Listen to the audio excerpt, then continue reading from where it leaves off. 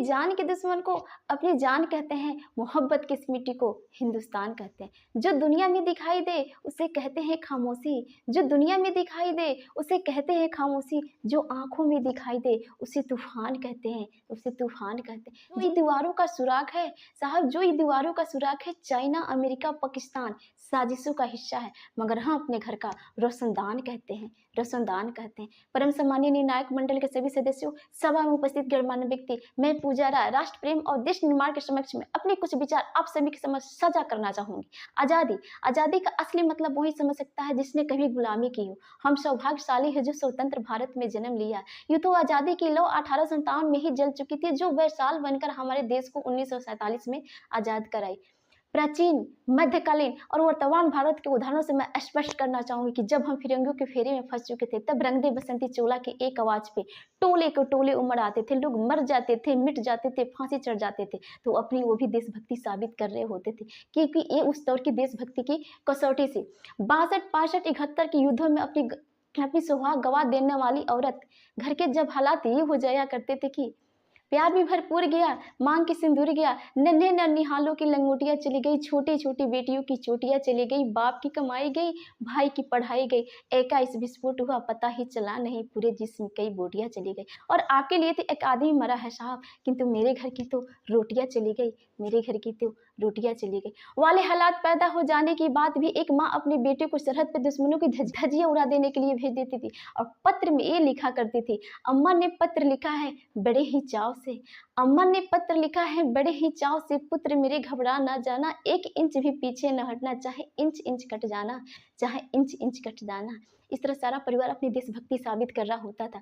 तब देश बलिदान मांगता था, तब देश लड़ जाने को, मर जाने को, मिट जाने को, फांसी चढ़ जाने को कहता था, किंतु आज देश लड़ जाने को नहीं कहता, आज देश मर जाने को, मिट जाने को, फांसी चढ़ जाने को नहीं कहता। किंतु मेरे विचारों में यदि कोई व्यक्ति अपनी काम पूरी मेहनत, पूरी लगन और पूरी ईमानदारी से करे ना, तो वही सबसे बड़ा देशभक्ति है। मैं नहीं मानती फेसबुक व्हाट्सएप के डीपी को 3 रंग में रंग लेना देशभक्ति है। यदि आप कहेंगे साल में हाथ में तिरंगा ले लेना देशभक्ति है, तो मैं पूछना चाहूंगी, फुटपाथ में रहने वाला बच्चा ट्रैफिक के छांव में नंगे पाँव में जब तिरंगा बेच रहा होता है, तो क्या आप उसकी देशभक्ति कहेंगे?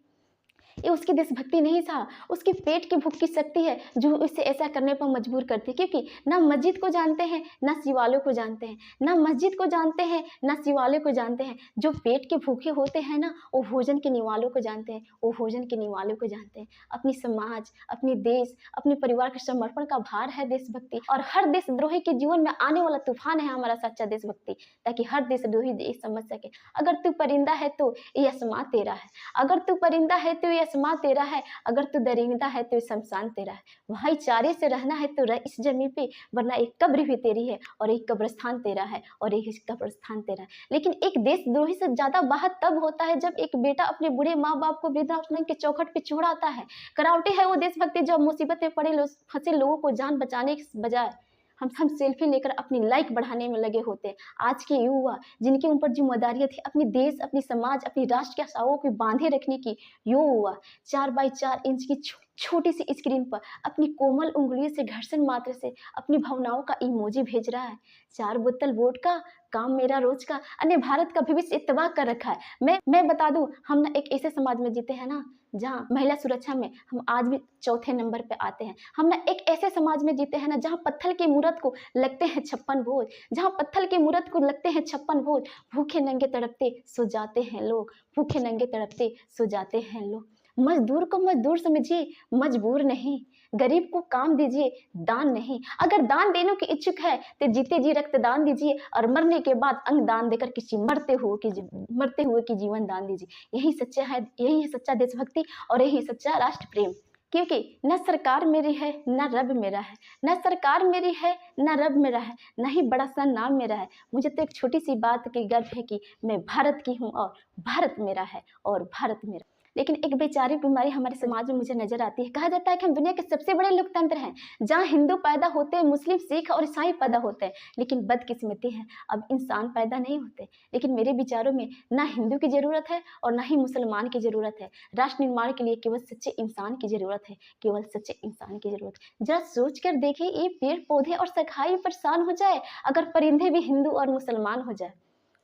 किंतु एक शैक्षिक बीमारी हमारे समाज में मुझे नजर आती है। और बड़े आश्चर्य की बात यह है कि जिस देश ने अपनी पूरी दुनिया में तक्षशिला और नालंदा दे देकर विश्वविद्यालय शिक्षकों की बुनियाद रखी, आज उसके 100 सर्वश्रेष्ठ विद्यालयों में हमारा एक भी विश्वविद्यालय खड़ा नहीं हो पाता। जहाँ उसके एक और हमारा IITM NIT जैसे संस्थान, तो वहीं दूसरी ओर इस देश के गरीबों को बेरोजगारी के जमात में खड़ा करने के लिए सर्व शिक्षा अभियान का झुनझुना पकड़वा दिया जाता है। शैक्षिक बीमारी का केवल एक ही कारण है और वो है हमारी शिक्षा नीति। हमारे देश की शिक्षा नीति केवल दो तरह के लोगों के लिए बनते हैं, पहले वो जो विद्वान है और दूसरी वो जो धनवान है। इस तरह की कई गजब की बीमारी है और ये जो बीमारियों का जड़ है ना, वो है हमारा अंधविश्वास। जब तक इस देश का युवा अपनी सफलता के लिए मंदिरों में जा जाकर नारियल फोड़ फोड़ कर भगवान को रिश्वत लगाता रहेगा, इस देश का शिक्षित वर्ग ही बिल्ली के रास्ते काटने पर खड़े हो जाना, अपनी जाति अपनी धर्म को ऊंचा मानकर दूसरी के जाति को अवहेलना करता रहेगा, तब तक ना ये देश से द्वेष का अंधविश्वास खत्म होगा और ना ही हमारा राष्ट्र निर्माण संभव होगा, हमारा राष्ट्र निर्माण संभव होगा। अपनी संस्कृति अपनी सभ्यता को दुनिया ने शीश नवाया है तो कि आज आस्था के नाम पर अंधविश्वास फैलाया है। मेरे विचारों में हमारा राष्ट्र निर्माण तब संभव होगा जब इस देश की महिलाओं की पूजा नहीं इज्जत की जाएगी। हमारा राष्ट्र निर्माण तब संभव होगा जब हम जाति का दर्शक नहीं सामाजिक शिक्षता पर बात करेंगे। हमारा राष्ट्र निर्माण तब संभव होगा जब स्वच्छ अभियान में केवल सरकार नहीं, सड़क पर चलने वाला हर एक नागरिक हाथ बटाएगा। स्वच्छ भारत स्वच्छ अभियान को दिल से अपनाएगा। असल मायने में हमारा राष्ट्र निर्माण तब संभव होगा जब एक गरीब बच्चा मध्याह्न भोजन के नहीं जबकि ज्ञानचंद के लिए स्कूल के चौखट पे कदम रखेगा। बड़ी बड़ी बातें नहीं, छोटी छोटी कोशिशें करनी पड़ेगी। और मैं सैल्यूट करना चाहूंगी दिन रात हमारी रक्षा के लिए खड़े हर उस जवान, इस देश की पुलिस प्रशासन और किसान और हर उस नागरिक को जो अपनी काम पूरी मेहनत पूरी लगन और पूरी ईमानदारी से करते हैं, जिनके बिना राष्ट्र निर्माण का कल्पना करना भी असंभव सा लगता है। और मैं आज पूरी जिम्मेदारी के साथ कहती हूँ कि हमारा राष्ट्र निर्माण तब संभव होगा जब मैं आप हम सब मिलकर प्रयास करेंगे, क्योंकि हमारे देश की जिम्मेदारी ने हमें आगे ले जाने की, हमारी जिम्मेदारी है अपने देश की आगे ले जाने की, अपने राष्ट्र को आगे ले जाने की, अपने वतन को आगे ले जाने की। और अंत में मैं ये कहना चाहूँगी मेरा हिंदुस्तान जिंदाबाद था, जिंदाबाद है और जिंदाबाद रहेगा। होगा हौसला उमंग तो एक दिन पाकिस्तान भी जय हिंद कहेगा। पाकिस्तान ही क्यों, सारा जहां जय हिंद कहेगा, क्योंकि सारे जहां से अच्छा हिंदुस्तान हमारा, सारे जहां से अच्छा हिंदुस्तान हमारा। बोले हैं इसके ये गुलिस्तान हमारा, ये गुलिस्तान हमारा। वंदे मातरम।